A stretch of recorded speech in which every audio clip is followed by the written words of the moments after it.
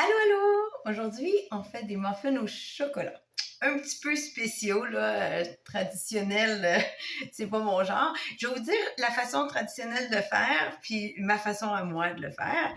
Donc, la façon traditionnelle de faire, c'est avec 150 grammes de chocolat fondu. C'est fondu au bain-marie.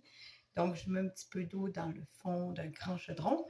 Puis après ça, je vais faire fondre le chocolat que j'ai mis en morceaux dans le bain-marie. Donc, le petit chaudron va dans le grand chaudron. Donc, j'ai mis un petit peu d'huile de coco dans le fond du chocolat pour que ça colle pas trop. Bref, la recette traditionnelle, c'est 150 grammes de chocolat, donc à peu près une tasse de morceaux de chocolat, c'est du chocolat noir. Après ça, une demi-tasse de farine de riz brun biologique. Donc, c'est vraiment pas beaucoup de farine. 3 œufs, une cuillerée à thé de poudre levante ou de poudre à pâte. Ensuite, on met de l'huile d'olive biologique, un tiers de tasse, donc 75 millilitres.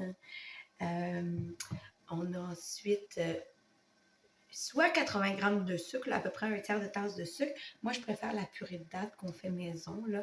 On met des dattes, on broie avec, on met de l'eau, puis on broie. Moi, j'ai une autre vidéo par rapport à la purée de dattes. Donc,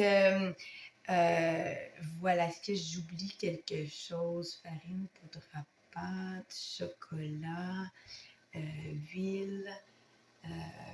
Voilà, très simple. Et là, donc, on verse dans les moules et on fait cuire une vingtaine de minutes.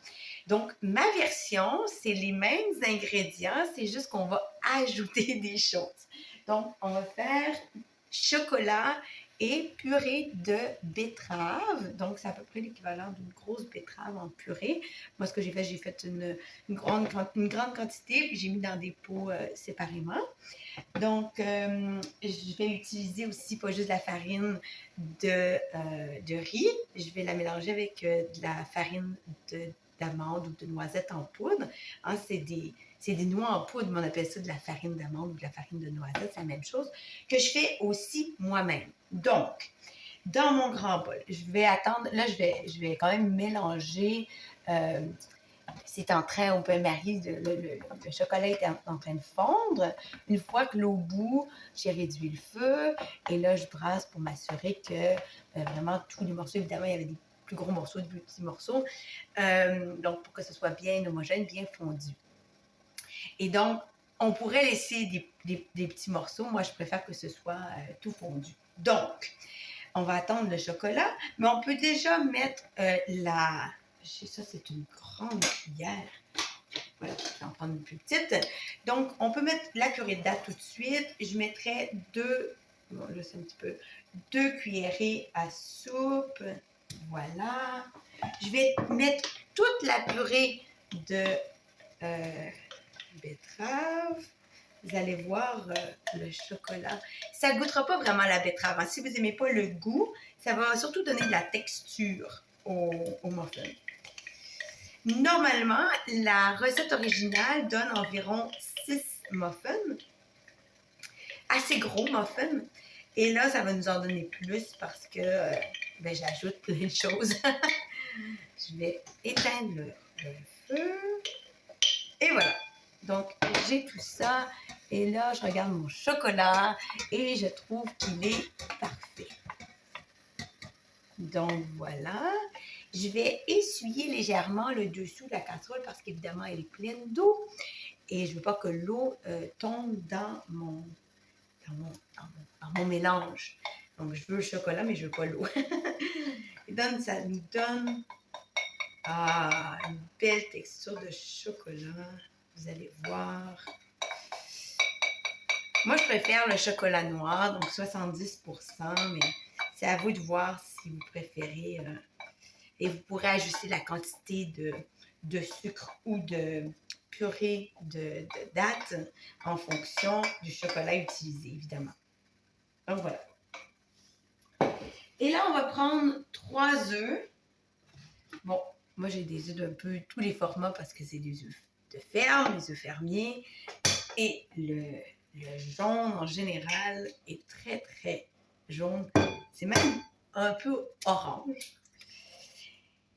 Et donc, les coquilles sont très solides, étant donné que les poules sont en santé. Je vais aller me laver les mains.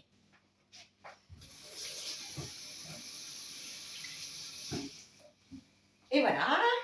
Donc, on va mélanger tout ce qui est ingrédients liquides. Là, j'ai les œufs, le chocolat, la purée de dattes, la purée de betterave. Et voilà. Jusqu'à ce que ce soit homogène. D'accord? Ensuite, on va mettre un peu d'huile d'olive, mais j'en mettrai pas un tiers de tasse parce que, étant donné que mon mélange est déjà assez liquide, je ne veux pas que ce soit trop liquide non plus, quand même. Et voilà. Et là, vous voyez, c'est quand même un peu rouge. Je ne sais pas jusqu'à quel point on voit sur la caméra, mais vous allez voir qu'à la cuisson, ça n'a plus l'air rouge. Donc, à peu près une demi-tasse de farine de riz brun biologique. Une cuillère à thé, pour une fois, vous allez voir. Regardez, tada! Je vais la mesurer. Une cuillère à thé de poudre à pâte ou de poudre levante. Et là, moi, j'en mets au moins une demi-tasse de noix en poudre. Bon, évidemment, je mesure jamais rien.